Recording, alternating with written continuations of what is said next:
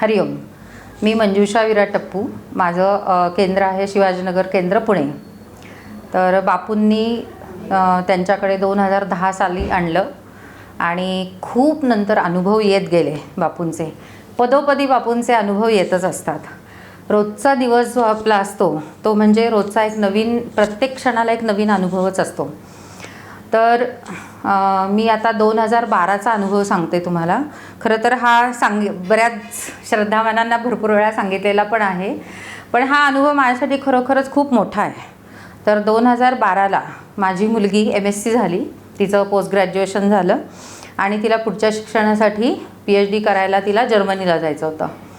तर जर्मनीला खरं त्यावेळेस अशीच पद्धत, म्हणजे असं होतं की एकटी मुलगी आणि अनमॅरिड, म्हणजे लग्नाच्या आधी ती एवढी फॉरेनला ती जाणार आणि तिथे कसं होणार, जरा थोडंसं काळजीचंच कारण होतं. पण बापू आहेत म्हटल्यावर काही काळजीच नाही. चलो तिची तयारी सुरू केली. खरं तर मला इतकं आश्चर्य वाटतं की म्हणजे तेव्हा माझ्या डोक्यातही नव्हतं की म्हणजे कुठल्या अपार्टमेंटमध्ये ती राहणार, कसं राहणार, तिची राहण्याची सोय काय वगैरे काही कल्पना नव्हती. पण मग तिने काय केलं की इंटरनेटवरूनच ते सगळं राहण्याचं तिचं अपार्टमेंट जे आहे ते बुक केलं आणि एक लँडलेडी होती, तर तिच्याकडे तिने अपार्टमेंट बुक केलं आणि आम्ही तिला सोडायला मुंबईला गेलो. तर मुंबईवरून तिची जी फ्लाईट होती ती मुंबईवरून स्टुटगार्ट म्हणून आहे जर्मनीमध्ये, तिथे होती, तिथपर्यंत होती तिची फ्लाईट. तर स्टुटगार्टपासून तिचं जे PhDचं जे ठिकाण होतं त्या गावाचं नाव ट्युबिंगेन. तर स्टुटगार्टपासून ट्युबिंगेनपर्यंत अशी बसनीच फक्त तिला प्रवास करायचा होता आणि तो महिना होता नोव्हेंबरचा.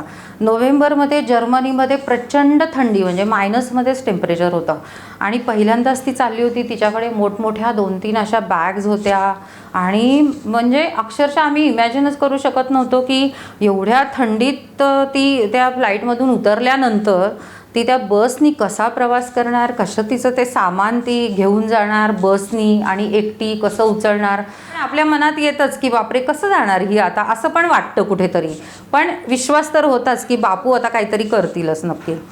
आणि मग असं झालं की ती ज्या फ्लाईटमध्ये ती होती तिथे जातानाच एक जर्मन कुटुंब तिला भेटलं आणि त्या जर्मन कुटुंबाबरोबर तिची ओळख झाली.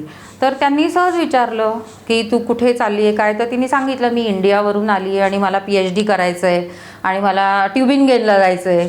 तर ते म्हटले अरे वा, आम्हाला तिकडेच जायचं आहे. तर आमचं जे गाव आहे ते ट्युबिंगेनच्या पुढे आहे. तर त्यांनी फ्लाईटमधून उतरताना सगळं तिचं सामान स्वतः घेतलं आणि त्यांनी त्यांच्या स्वतःसाठी एक कार बुक केली होती. ती कार भली मोठी होती, त्याच्यामध्ये भरपूर सामान ठेवायला जागा होती, खूप मोठी डिकी होती.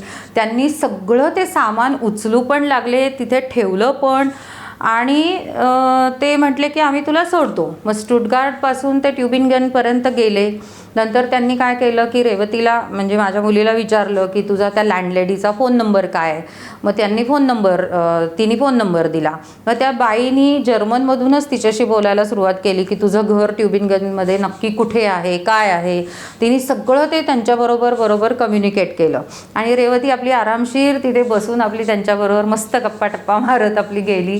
नंतर ट्युबिंगेनमध्ये गेल्यानंतर सुद्धा अगदी घरापर्यंत त्यांनी गाडी नेली आणि तिचं 2nd फ्लोअरवरती अपार्टमेंट होतं. तर तिथपर्यंत ते सामान नेऊ लागले. आणि सगळ्यात इम्पॉर्टंट गोष्ट काय आहे की जेव्हा त्या दोघींनी एकमेकींशी काहीतरी ओळख व्हायला पाहिजे ना, लँडलेडी आणि रेवती, की एकमेकींचे फोटोज त्यांनी शेअर केले होते. तर तिने घरातला जो बापूंचा फोटो होता, म्हणजे आमच्या घरातला जो आई बापू दादांचा फोटो होता, त्या फोटोसमोर बसूनच तिने स्वतःचा फोटो काढला होता आणि तोच फोटो शेअर केला होता, म्हणजे तोच फोटो तिला दिला होता. त्या बाईनी प्रिंटआउट काढून तिच्या रूमच्या दारावरती तो फोटो लावला होता. म्हणजे काय की आई बापू दादा आधीच पोहोचले होते जर्मनीत आणि ते अक्षरशः वेलकम करायला तिथे होते. म्हणजे ह्याच्यापासून अजून ह्याच्यापेक्षा जास्त बेस्ट एक्सपिरियन्स कुठला असू शकतो. खरंच बापू इतकी आपली काळजी घेतात, क्षणोक्षणी काळजी घेतात की ही एकटी मुलगी आहे, परदेशात पहिल्यांदाच जाणार आहे, तिचं कुठे आहे अपार्टमेंट, काही नाही, काही आम्हाला कल्पना नव्हती. आणि अक्षरशः बापूंनी एवढी ती लीला घडवून आणली की बरोबर तेच कुटुंब कसं भेटलं की जे त्याच साईडला जाणार होतं. म्हणजे हे कोण करतं, हे फक्त आणि फक्त बापूचं करतात, बाकी काही नाही आहे. म्हणजे अक्षरशः आई बापू दादा तिच्या आधीच तिथे जाऊन पोचले होते तिचं वेलकम करण्यासाठी. ही खरोखर इतकी म्हणजे मोठी गोष्ट आहे ना. म्हणजे तिने जेव्हा फोनवरून आम्हाला हे सगळं सांगितलं तेव्हा अक्षरशः भरून आलं की बापू किती आपली काळजी घेतात. अतिशय सुंदर अनुभव बापूंनी दिला हा. आणि खरंच बापूंच्या कृपेने नंतर छान तिचं PhD पण पूर्ण झालं, नंतर लग्नही झालं व्यवस्थित. त्यामुळे आता तिचं एकदम बापूंच्या कृपेने छान चालू आहे. अंबज्ञ श्रीराम नाथ संवित.